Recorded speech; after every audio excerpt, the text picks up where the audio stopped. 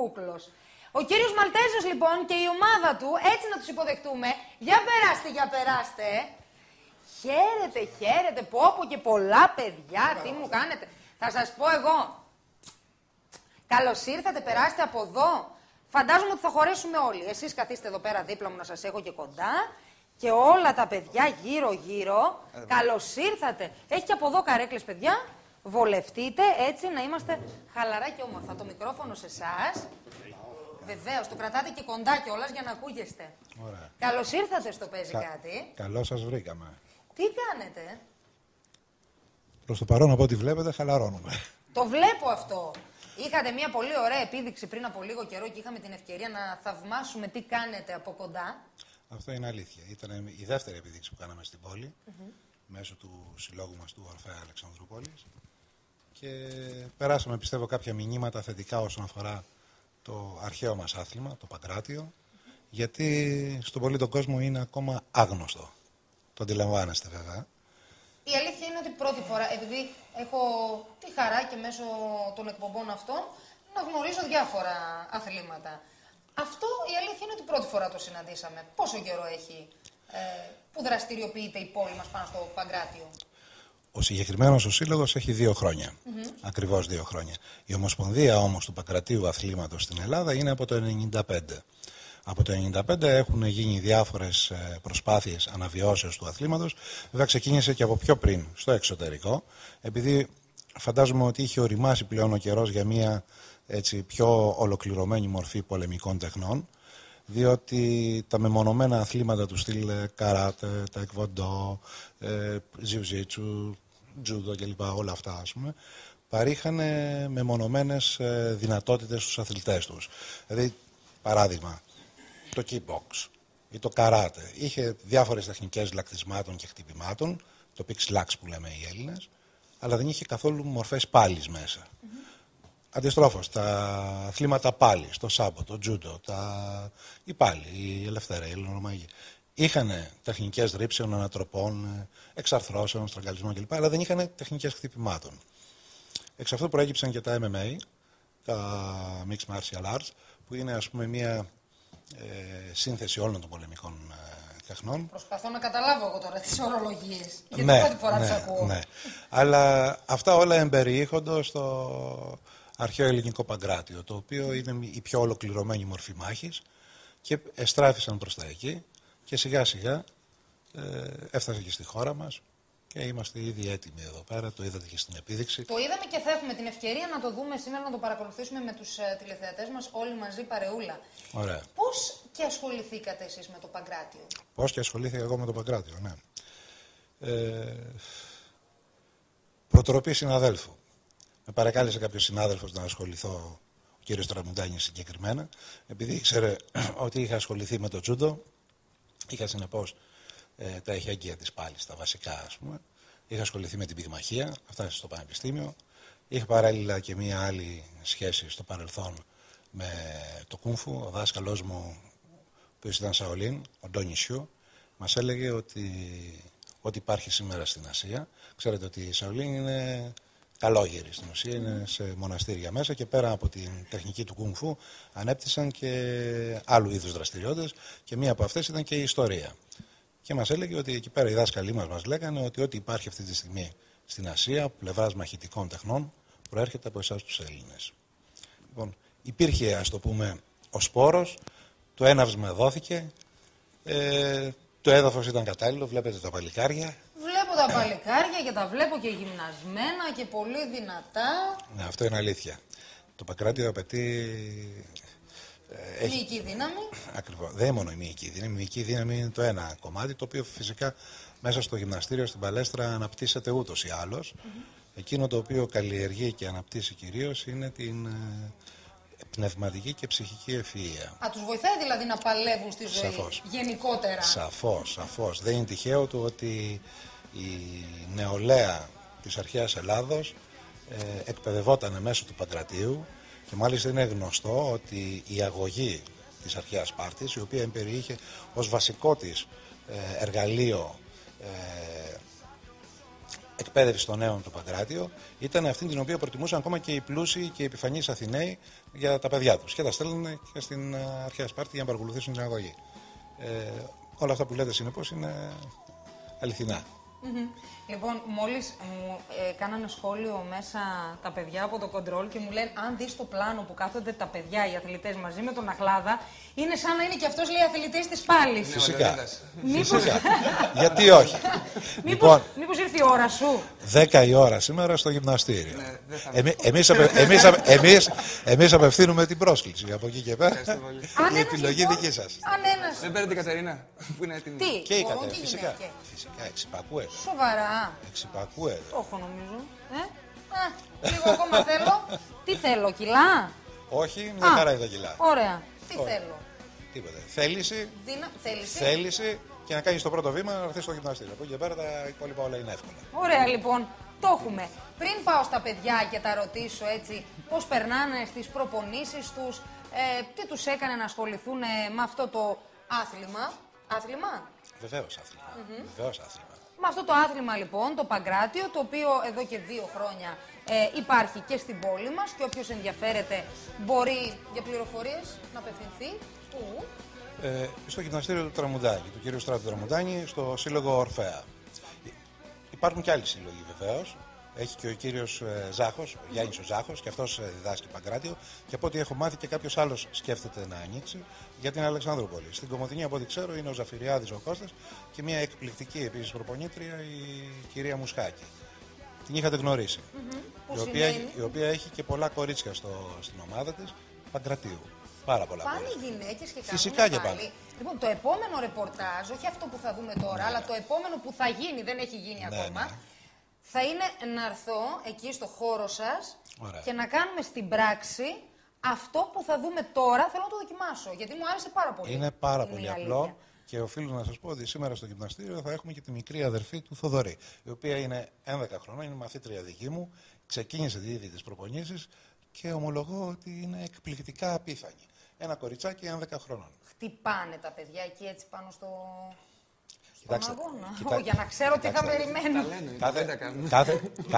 Κάθε μορφή αγωνισμάτων μάχης και επαφής εμπεριέχει χτυπήματα, αποκρούσεις και πάνω απ' όλα εμπεριέχει, επειδή μιλάμε τώρα για το Παγκράτιο, το οποίο έχει πάρα πολλές τεχνικές πτώσεων, εμπεριέχει τεχνικές απορρόφησης κραδασμών κατά τη διάρκεια της πτώσης.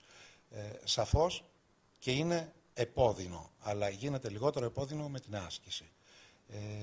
Σε σημείο που ο αθλητής φτάνει να αγαπήσει την πτώση και τον πόνο και εξοικειώνεται πλέον με αυτό το πράγμα που κάνει. Αγαπιέται ο πόνος. Φυσικά, όταν τον αγαπήσει τον πόνο πλέον δεν υπάρχει ο πόνο. Ο πόνος είναι μια ιδέα. Ωραία πραγματάκια μαθαίνουμε σήμερα εδώ.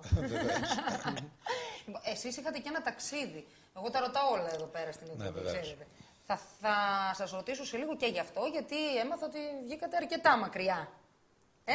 Ναι, μακριά βγήκα, αλλά δεν έχει σχέση με το αντικείμενο. Με το Παγκράτιο. Δεν έχει να κάνει, να μην ξέρω εγώ τι πήγατε να κάνετε δηλαδή στα εξωτερικά. Μονομαχία. Αυτό καλό. Πάμε να παρακολουθήσουμε λοιπόν Παγκράτιο στην πράξη.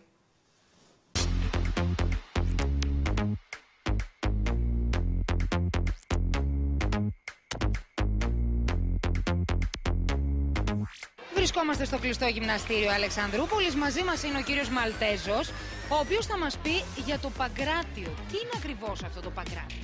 Τι είναι ακριβώς αυτό το Παγκράτιο? Ας ξεκινήσουμε από την ετυμολογία της λέξεως. Η λέξη Παγκράτιο είναι σύνθεση 2 λέξεων, παν και κράτος. Κράτος στην αρχαία ελληνική σημαίνει ισχύς, δύναμη, με όλη τη δύναμη. Θεωρείται ότι ο δημιουργός του Παγκρατίου αθλήματος, ο εφευρέτης, ας το πούμε έτσι, ήταν ο Θησέας, ο οποίος το χρησιμοποίησε για να καταβάλει το Μηνόταυρο. Είναι σύνθεσης πυγμαχίας και πάλης. Ο Πλάτων αναφέρει ότι είναι κάτι σαν ατελής πυγμαχία και ατελής πάλι, διότι ούτε πυγμαχείς κανονικά, διότι περνά σε πάλι, αλλά ούτε και παλεύεις κανονικά, διότι κατά τη διάρκεια της πάλης μπορεί να δεχτείς χτυπήματα. Εμπεριέχει τεχνικές πυγμής, πυγμαχίας, λακτισμάτων, έχει κλωτσιές όλων των ειδών, γονατιές και στη θέση της πάλης εμπεριέχει ανατροπές, πτώσεις, εξαρθρώσεις και στραγγαλισμούς. Είναι είναι ένα άθλημα το οποίο οι πρόγονοί μας το χρησιμοποιούσαν για να εκπαιδεύουν τους πολεμιστές για να μπορούν να ανταπεξέρχονται κατά τη διάρκεια του πεδίου της μάχης, όταν πλέον τα όπλα τους αχρηστευόντουσαν από την πολλή χρήση. Πάγανε τα ξύλι, τα δώρα κλπ. Αυτά περί Παγκρατίου γενικότερα. Τώρα η Ομοσπονδία έχει στην Ελλάδα από το 1995, να θυμάμαι καλά. Έχουν γίνει προσπάθειες αναβιώσεως του αθλήματος, κυρίως στο εξωτερικό, και είναι, ας το πούμε, χαρά μας που το βλέπουμε να γίνεται και στην Ελλάδα. Η Ομοσπονδία εκπαιδεύει προπονητές, δουλεύουν σε όλες τις πόλεις της Ελλάδος. Υπάρχουν τα πρωταθλήματα οργανωμένα κανονικά Βορείου Ελλάδος, Νοτιού Ελλάδος, Πανελλήνια και έτσι. Και αυτή τη στιγμή εμείς κάνουμε μια επίδειξη εδώ πέρα για να δείξουμε τι έχουμε κάνει καθ' όλη τη διάρκεια της χρονιάς. Είναι αρκετά ενδιαφέρουσα επίδειξη. Θα σας προκαλέσω να παραμείνετε, διότι πιστεύω ότι σας προκαλέσει το ενδιαφέρον. Να χρησιμοποιήσουμε 2 φορές το ίδιο ρήμα. Θέλουμε πραγματικά πάρα πολύ να την παρακολουθήσουμε. Πίσω να φανταστώ ότι είναι οι αθλητές σας. Ακριβώς. Ασχολείται πολλοί κόσμος με αυτό το άθλημα? Όχι, διότι δεν είναι ακόμα γνωστό. Είναι ένα άθλημα το οποίο, όπως σας είπα, είναι στα πρώτα του βήματα. Ο πολύς ο κόσμος γνωρίζει περισσότερο τα αθλήματα, τα ξένα, όπως είναι το taekwondo, το καράτε. Τέλος πάντων, έχουν πιο ευρεία απήχηση αυτά τα αθλήματα, διότι τα γνωρίζουν. Το Παγκράτιο είναι καινούριο άθλημα και αυτό που επιχειρούμε εδώ πέρα να κάνουμε, να το καταστήσουμε γνωστό για να μπορέσουν ο κόσμος μάλλον, να δει τι κάνουν οι αθλητές μας, να καταλάβουμε πόσο απαιτητικό είναι σαν άθλημα και πόσο πολύ αλληλεπιδρά στο ψυχισμό των αθλητών, και πιστεύω ότι θα πάει καλά αυτό. Εδώ που είμαστε τώρα, πριν ξεκινήσει η επίδειξη, θα μπορούσαν οι αθλητές σας να μας βάλουν λίγο στο νόημα? Θα έπρεπε να σας κάνουμε μια επίδειξη επιτόπου, αλλά επειδή μια επιτόπια θέλουμε, μια επιτόπια. Όχι, σε περίπου 5-10 λεπτά θα αρχίσει η επίδειξη επάνω στο τατάμι. Δεν θέλετε να μας κάνετε το χατήρι δηλαδή? Λοιπόν, έτσι, να δείξουμε 2 πραγματάκια εδώ μπροστά. Εδώ μπροστά. Κάνουμε μια πυγμή. Μια πυγμή. Σας θέλω με πυγμή όμως. Έλα, εσύ και εσύ. Για πάμε να πυγμή.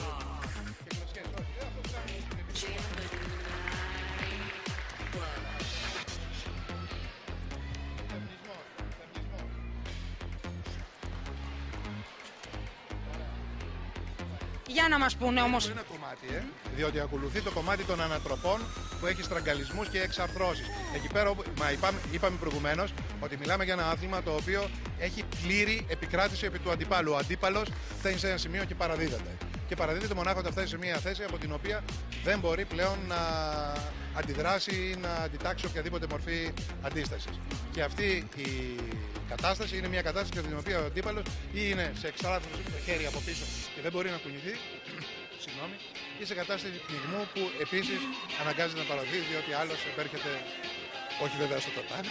Εντάξει, αλλά να μας πούν και τα παιδιά λίγο, για ποιο λόγο αποφασίσετε να ασχοληθείτε με αυτό το άθλημα? Τι σας έκανε?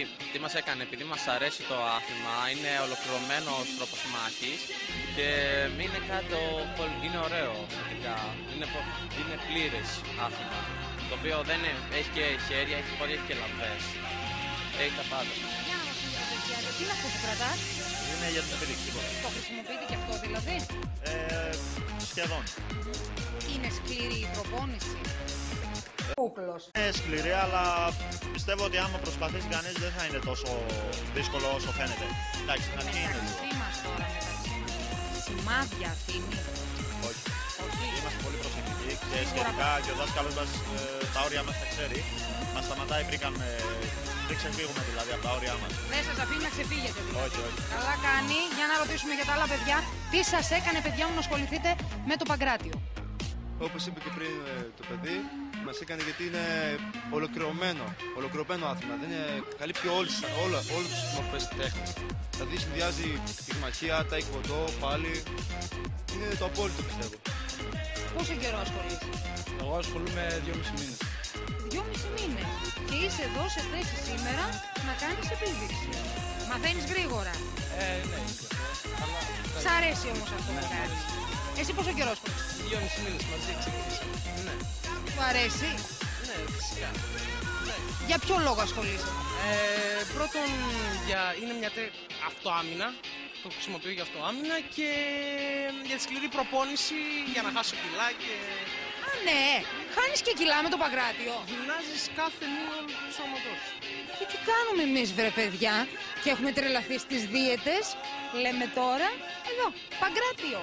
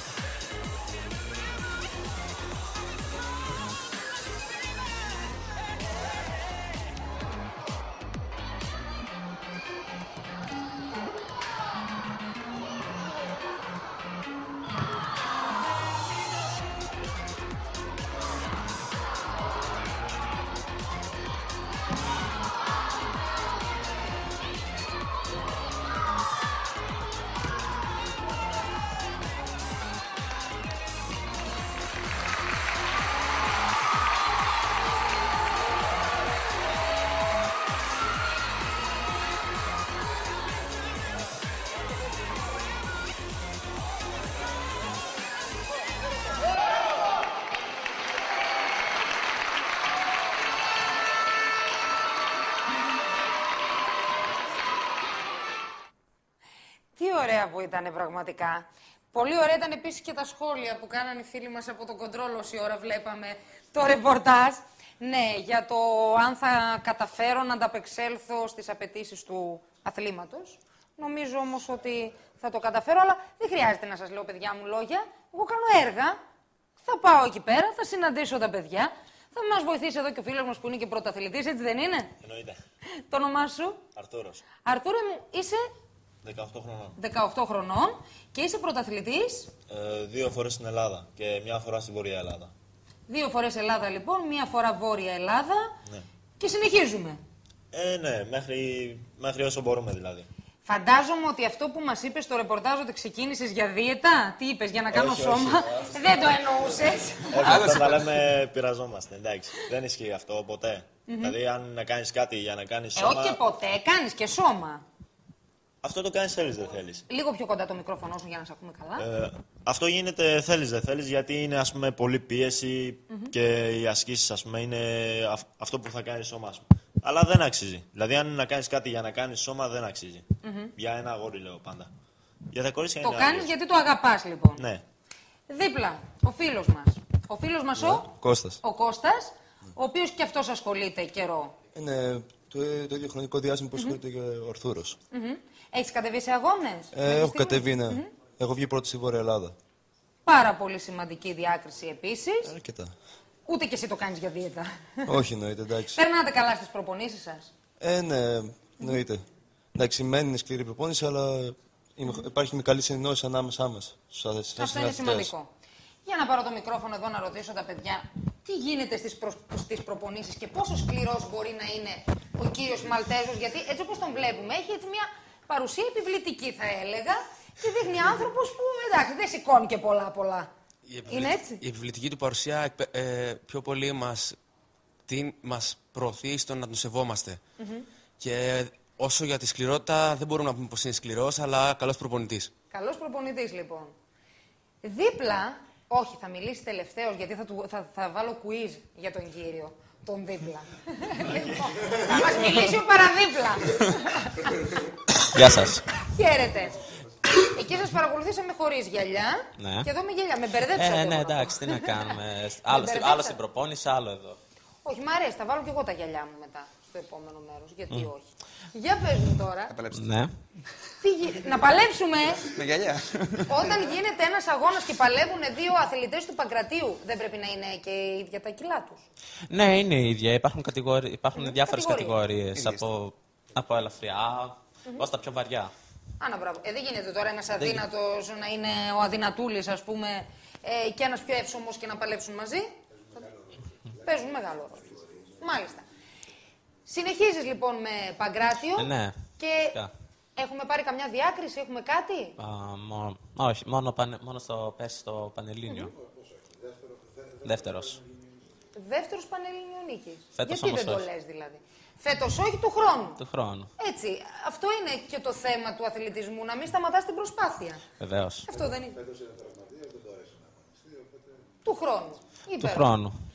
Λοιπόν, πάμε στον κύριο δίπλα.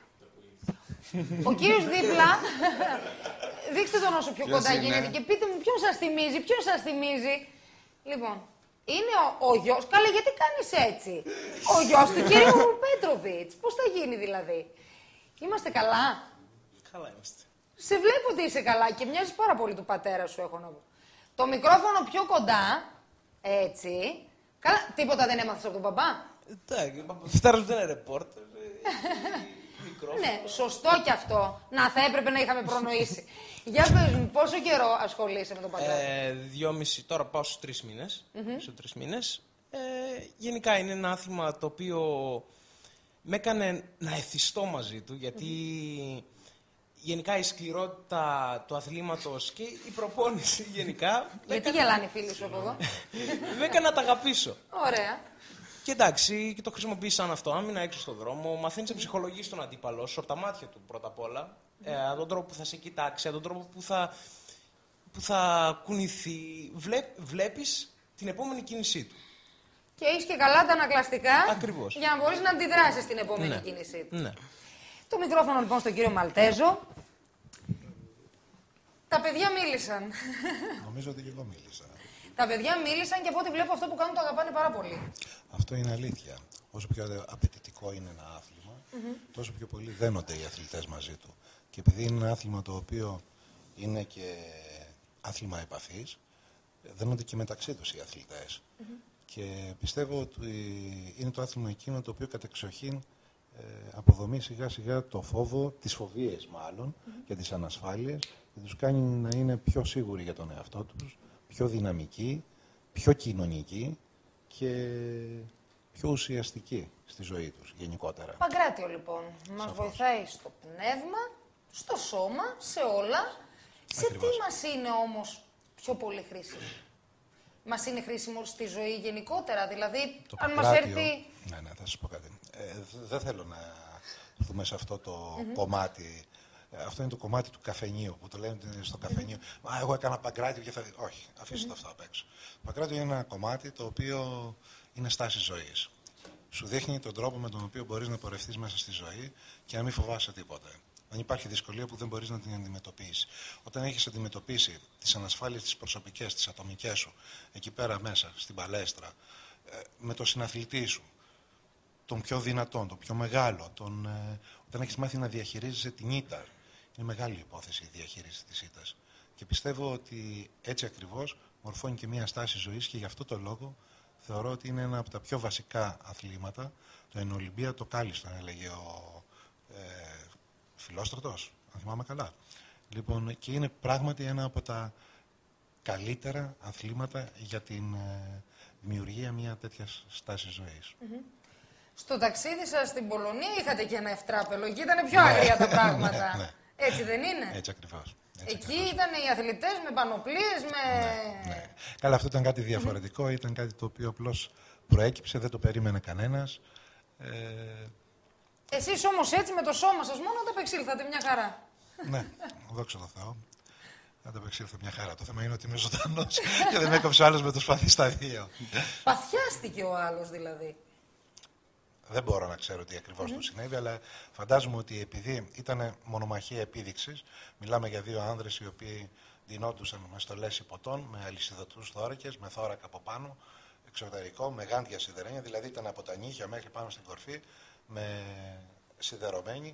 Το δε κράνος ήταν αυτά τα λεγόμενα τα dog face που λένε οι Εγγλέζοι, με τη μούρη μπροστά. Σαφήμωτρο ένα πράγμα. Ναι, ασπίδα και το ξύφος των υποτών. Αυτοί μεταξύ τους χτυπιόντουσαν με μεγάλη βαναυσότητα, αλλά λόγω του γεγονότος ότι φορούσαν τις πανοπλίες δεν είχαν πρόβλημα. Όταν καλέσανε κάποιον από το team που ήμασταν εκεί πέρα να μετάσχει και ζητήσαν τα παιδάκια, είχαμε κάτι παιδάκια από τη Σλοβακία, εγώ να είμαι αυτός ο οποίος θα πάει εκεί, μου δώσαν απλώς ένα σπαθί και μια ξυλίνια ασπίδα. Δεν περίμενα ότι θα δεχθώ μια κανονική επίθεση και αν δεν προλάβαινα να αποκρούσω το σπαθί του αντιπάλου θα με είχε κόψει στα δύο. Απλώς μου έκανε μια χαρακιά. Το αποτέλεσμα αυτής της επιθέσεως ήταν και εγώ να αντιδράσω, χρησιμοποιώντας το μόνο όπλο που είχα, την ασπίδα δηλαδή, και χτυπώντας τον δυνατά στο πρόσωπο, σε σημείο που ζαλίστηκε αυτός για μια στιγμή. Και μετά, όταν του αφήρησαν την ασπίδα, είδα ότι ήταν τόσο σφοδρό το χτύπημα που του είχαν σκιστεί τα χείλη εδώ πέρα. Αγρίεψαν τα πράγματα δηλαδή. Τέλος πάντων, ήρθε το παιδί, μου ζήτησε συγγνώμη βέβαια, που ξέφυγε από όλη αυτή την κατάσταση, αλλά το θέμα είναι ότι ήταν απλώς ένα ατυχές περιστατικό. Μου στήχησε κάποια ράματα και τελείωσε η ιστορία. Αυτό ήταν. Χαιρόμαστε που είστε καλά και είστε εδώ μαζί μας όμως σήμερα. Εγώ να σας ευχαριστήσω πάρα πολύ που ήσασταν εδώ. Χαίρομαι πραγματικά που κατάφεραν όλα τα παιδιά και όχι όλα. Υπάρχουν και άλλοι αθλητές. Οι περισσότεροι από τους αθλητές σας. Βασικά να σας ευχαριστήσω και εγώ γιατί μας δώσατε τη δυνατότητα μέσα από την εκπομπή σας να κάνουμε άλλη μία παρουσίαση, πιο ευρύτερη πλέον από ό,τι στο γυμναστήριο, προς τον υπόλοιπο κόσμο της πόλεως, του νομού και όλες τις Τράκης γενικότερα. Όλες τις Τράκης, διότι μιλάμε για ένα άθλημα το οποίο στα επόμενα χρόνια θα συζητιέται πάρα πολύ και ελπίζω, το βλέπω μπροστά μου, πιστεύω ότι έτσι θα είναι, κάθε γειτονιά θα έχει και ένα σύλλογο Παγκρατίου. Το επόμενο ραντεβού μας θα είναι στο γυμναστήριο του Ορφέα. Ωραία, σας περιμένω. Να δοκιμάσω από κοντά, στην πράξη. Σας έχουμε έτοιμη τη στολή. Α, ναι. Βεβαίως. Α, υπέροχα. Υπέροχα. Είναι θέμα... ερώτηση. Ναι, με. Παγκοσμίως ονομάζεται ελληνορωμαϊκή πάλι αυτή η πολεμική τέχνη. Η λέξη ελληνορωμαϊκή πάλι δεν υφίσταται. Είναι δημιούργημα ενός Γάλλου Μαρκισίου του 17ου αιώνα, ο οποίος επειδή δεν μπορούσε να χρησιμοποιήσει καλά τα πόδια του, είπε παλεύουμε χωρίς να βάζουμε πόδια. Και για να δώσει κάποια έγκλη στην πάλη που δημιούργησε, την ονόμασε ελληνορωμαϊκή. Οι Ρώσοι ακόμα τη λένε Φραντζέσκαγια. Δεν έχει σχέση ούτε με τους Έλληνες ούτε με τους Ρωμαίους. Λοιπόν, σας ευχαριστώ πάρα πολύ που ήσασταν εδώ. Εμείς πάμε σε διαφημιστικό διαλυματάκι και αμέσως μετά επιστρέφουμε και έχουμε να πούμε σήμερα, έχουμε να δείξουμε πάρα πολλά πράγματα. Μείνετε μαζί μας.